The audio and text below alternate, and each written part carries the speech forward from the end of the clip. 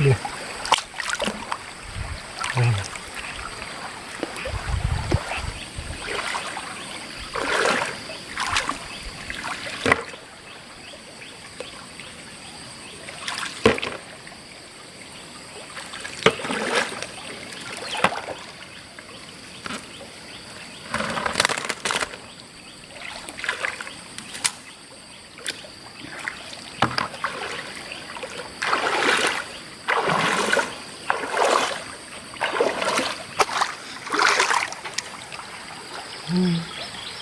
Đây.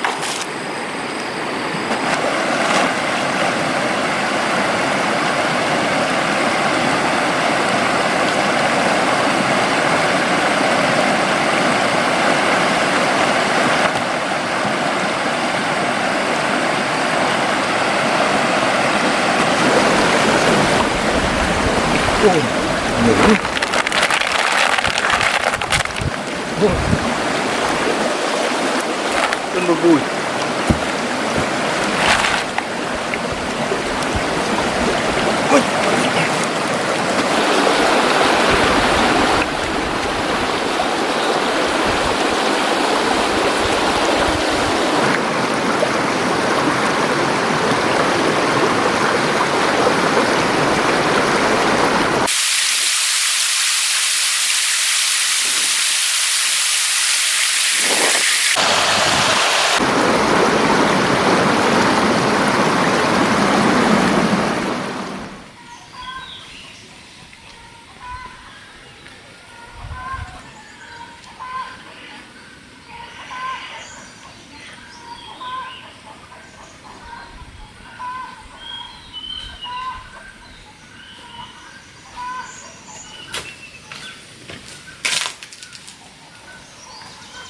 ơi đang làm gì đây bây giờ mày ra đây xem cái này này con bắt được con cái trai nhiều lắm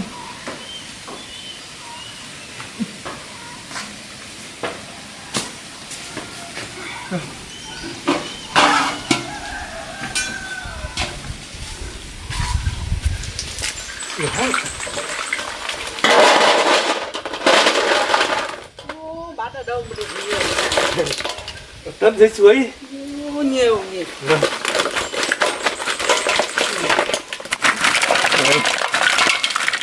Đây là có nhiều rồi đấy. Nhiều nhỉ. Rồi tí nữa con mang một phần đi bán, một phần này để nấu ăn. Để một phần để làm một phần để đây nấu ăn. Họ bảo ăn cái loại này tốt lắm ạ. Họ bảo là cháo chay chay không biết họ làm kiểu gì. Ăn cháo chay chay vào là tốt lắm. Tốt cho sức khỏe. Mang một phần ra nấu ăn thôi. Một phần mang đi bán.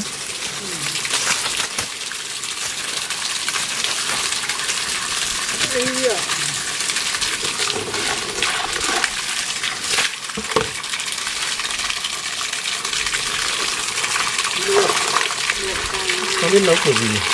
Luộc xong thái ra xong mình lấy cái nước đấy để nấu cháo thế này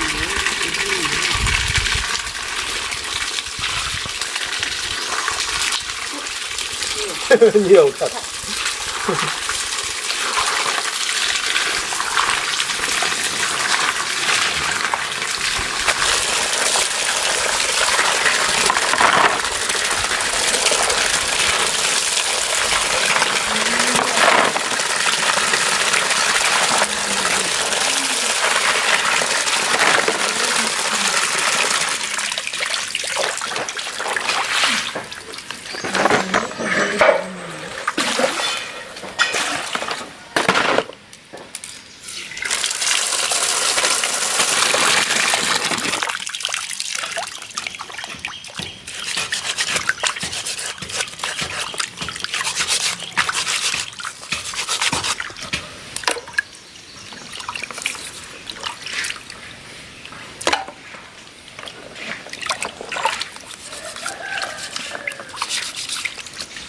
chấmกันกี่อย่างจังเลยเผ็ดquá không có mà ép nữa.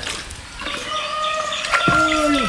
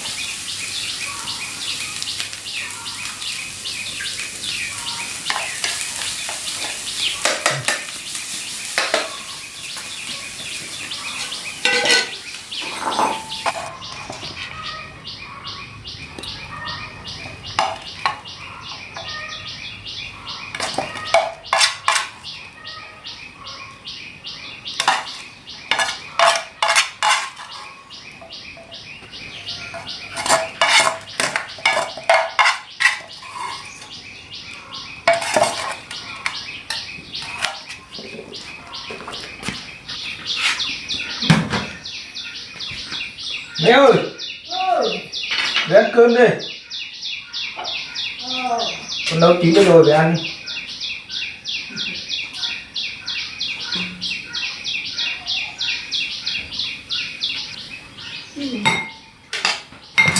Nó làm thâu vị.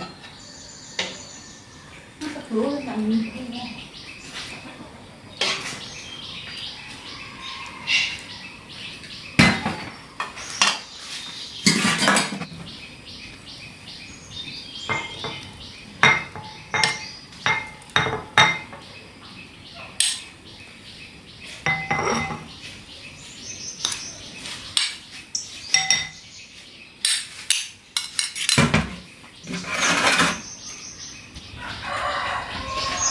Để ăn đi. Con mẹ mới ăn xong. Thôi cứ ăn đi. Đây. Ăn. Ngon đấy.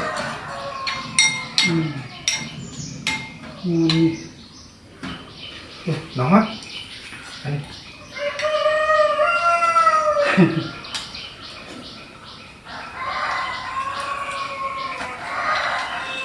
Ăn đi. Được ăn ngon. Ăn con này mát người.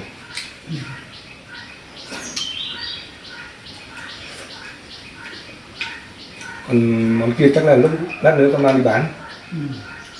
Kiếm thêm ít tiền.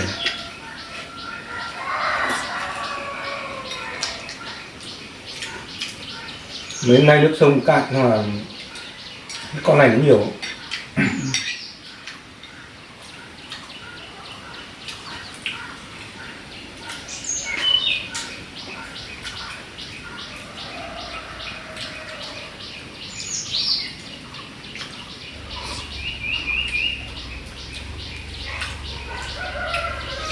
Mày ăn nhiều rồi nhá.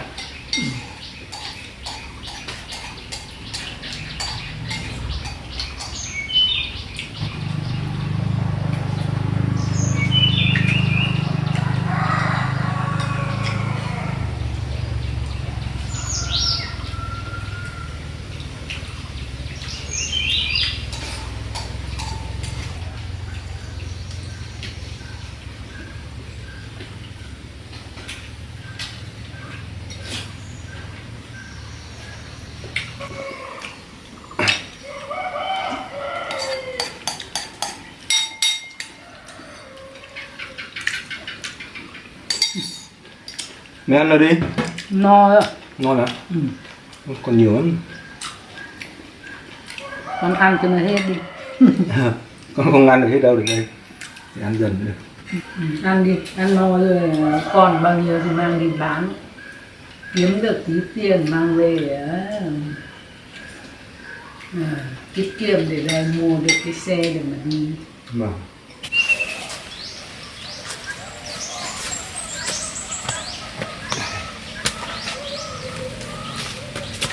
Mang cái này đi chợ.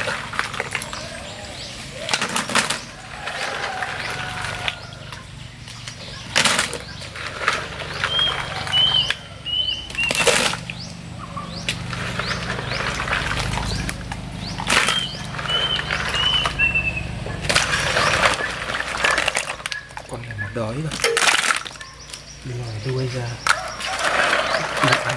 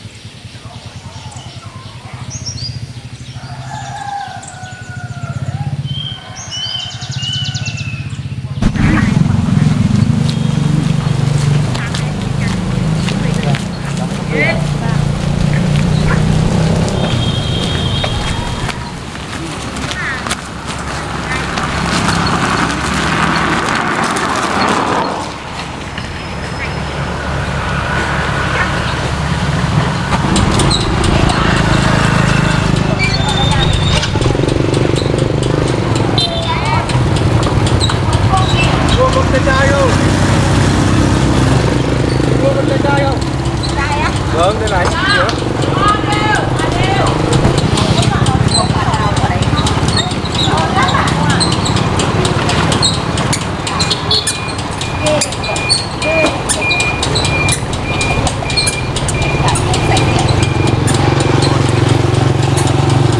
Chị không ăn lấy nấu cháo rồi không nói.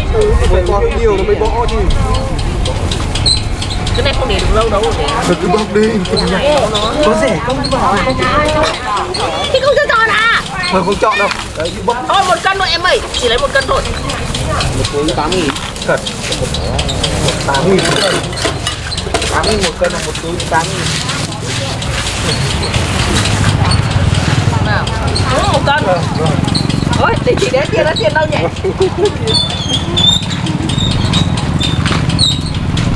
Thằng này bị sáng kém tâm mà chứ phải chơi trai tha ta nè. Phải mà, trai mà. Anh. Nhưng á, con này là con tích trục rồi lá. Cái gì mà con chung cứ trai. Nó giống như con trai nhưng mà nó gọi con trục nó bé này này. Thêm một tí. Thấy mà, bài con trục nó thay. Thêm một tí quay vậy. Để đang quay và đến cốt đi. Em mua đi, mua về ăn. Mấy cái năm Mùa đi hè làm mà. bên tôi nói mấy ông này đi săn thù nó bắt xong là nó về uống rượu say về. Trai trai nhon nhon đây. Trai trai nhon nhon đây. Qua đây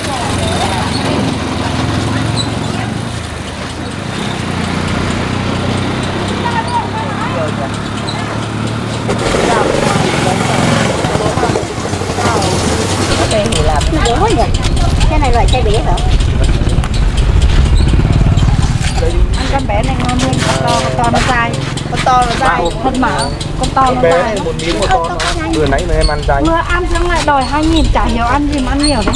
2.000 thôi mà. 2.000 132. Đây cái chú to ấy. Cứ ăn không sao hết á. 2.000 đâu. 2.000 đâu.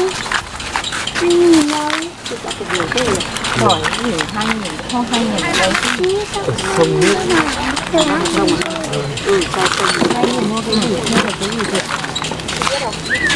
Cái này làm mua về không ngâm để tận ngâm đâu.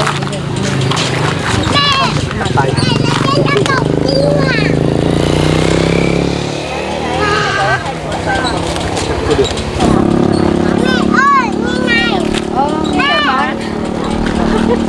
Bên bạn này còn làm một chàng dao đỏ xà được rồi. Là đeo tiền.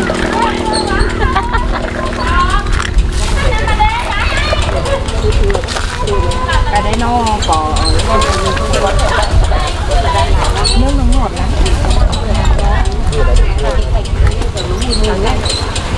Ăn thì một miếng vào cho thêm là đủ 5 cân, 5 cân nhá. 40.000 để đeo. Nó thêm vào 5 cân. Ăn bao nhiêu giá bằng đấy cô nhỉ? 2 người lấy bằng đấy. 2 người 3 người hết thành 4 cân như Cái này chắc bốc cho thoải mái. hôm nay đi là mang con là về phân á. Ông Hảo lấy 1 yến. Bà bầu lấy 1 yến, bà Quyền lấy 1 yến. Nãy buổi trưa ăn là Gần hết bà Quyền. Ra bà ấy gọi nó bắt thẳng ra nhà bà đấy luôn. Xong là bà lấy xong bọn đi đón con về họ mua.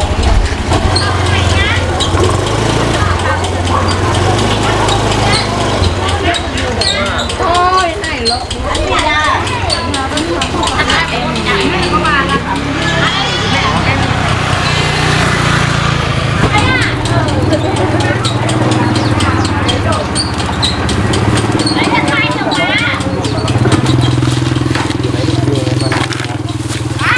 Mua về nấu cho cái bé. Bé nó con ăn đây nó hay bị mồ hôi trộn đấy.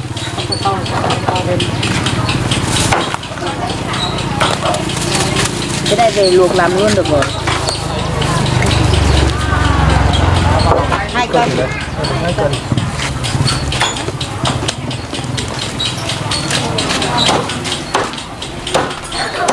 Con trai trai.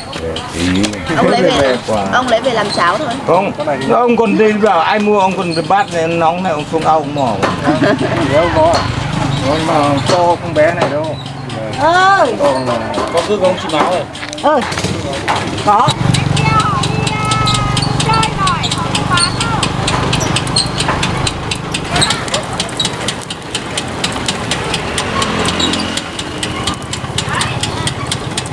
Về thì nấu canh bầu nha.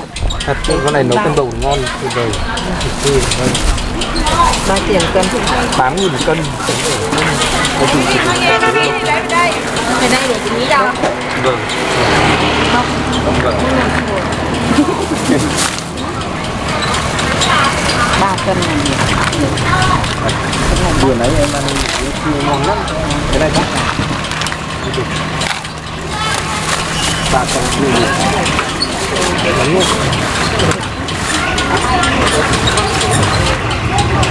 Chưa được.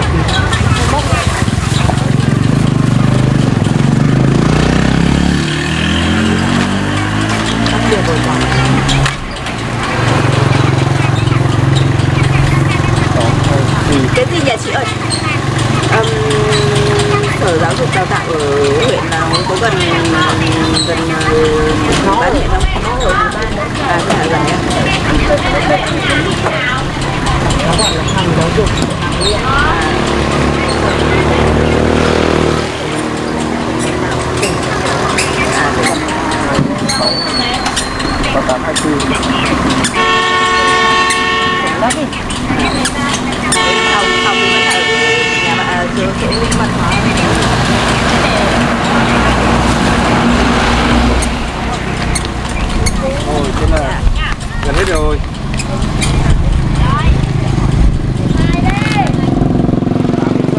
lấy hết đi. Yên tỏ đồ hết. Không có trai đâu, toàn gái thôi.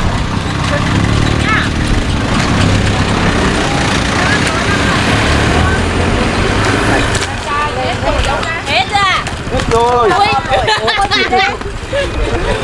Hết rồi.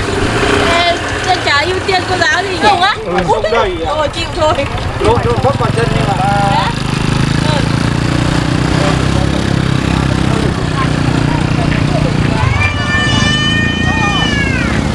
Ba cái tư. Cảm ơn nhé. Đi đặt xong hết rồi gì đâu. Nhanh, mỗi người vài cân thì hết. Thôi ngày mai lại đi Nhật mới ra bán. Bây giờ lại đi bắt tiếp. Thế là mùa này nước sông nó xuống, sông nào nó nhiều không? Nước sông thì xuống.